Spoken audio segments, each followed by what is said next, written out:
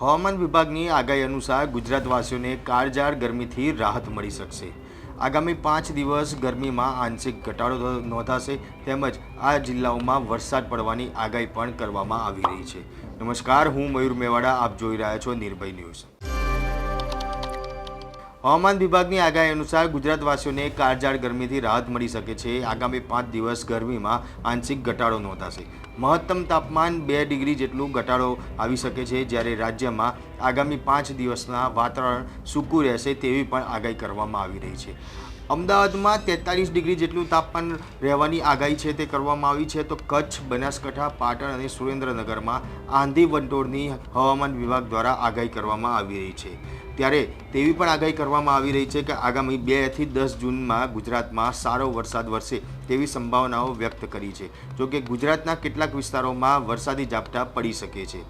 ત્યારે હવામાન વિભાગની આગાહી અનુસાર અમદાવાદ, અરવલ્લી, ગાંધીનગર, મહીસાગર, મહેસાણા, પાટણ, સાબરકાંઠા સહિતના જિલ્લાઓમાં 41 ડિગ્રી મહત્તમ તાપમાન રહે તેવી સંભાવના છે। ત્યારે રાજકોટ, પંચમહાલ, ખેડા, બનાસકાંઠા, અમરેલી સહિતના જિલ્લાઓમાં 40 ડિગ્રી મહત્તમ તાપમાન રહે તેવી સંભાવનાઓ વ્યક્ત કરવામાં આવી રહી છે। ત્યારે આણંદ, ભાવનગર, દાહોદ, છોટાઉદેપુર, કચ્છ, મોરબી, વડોદરા સહિતના જિલ્લાઓમાં 39 ડિગ્રી તાપમાન રહે તેવી સંભાવનાઓ વ્યક્ત કરવામાં આવી રહી છે।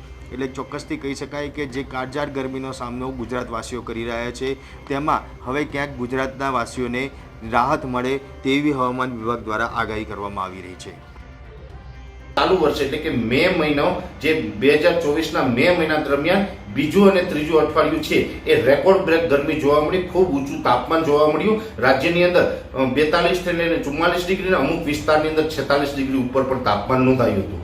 એ તાપમાન છે એ હવે આપણે આ મે મહિનાના છેલ્લા દિવસોમાં ડાઉન થયું છે। જોકે હમણાં થોડા દિવસની અંદર તાપમાન કોઈ ઊંચું જાય તેવી શક્યતાઓ નથી। હા, એક વાત અલગ છે કે જૂન મહિનાના પહેલા અઠવાડિયાના અંતમાં કદાચ 5 જૂનથી લઈને 10 જૂન વચ્ચે એકાદ વખત તાપમાન જોવા મળશે। એ પણ સામાન્ય તાપમાન હશે, 40 થી 42 ડિગ્રી, બહુ ઊંચું તાપમાન જોવા નહીં મળે। એટલે હવે આપણે તાપમાનમાંથી તો છુટકારો ચોક્કસ મળી ચૂક્યો છે। હવે આ તાપમાન છે અત્યારની કન્ડિશન પ્રમાણે જોવા જઈએ તો 36 થી લઈને 39 ડિગ્રીની રેન્જમાં જોવા મળી રહ્યું છે। એટલે કે રાજ્યભરની અંદર 40 ડિગ્રી કરતાં તાપમાન નીચું આવી ચૂક્યું છે। પણ અત્યારે જે હ્યુમિડિટી એટલે કે જે ભેજનું પ્રમાણ વધી ચૂક્યું છે, જેને કારણે ગરમી અને ઉકળાટ આપણે અનુભવી રહ્યા છે।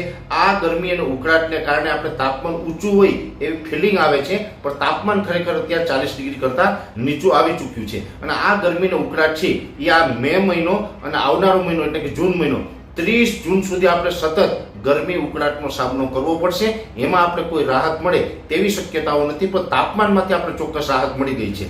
બીજી વાત આપણે કરવાની છે પવનની દિશા અને પવનની ગતિ।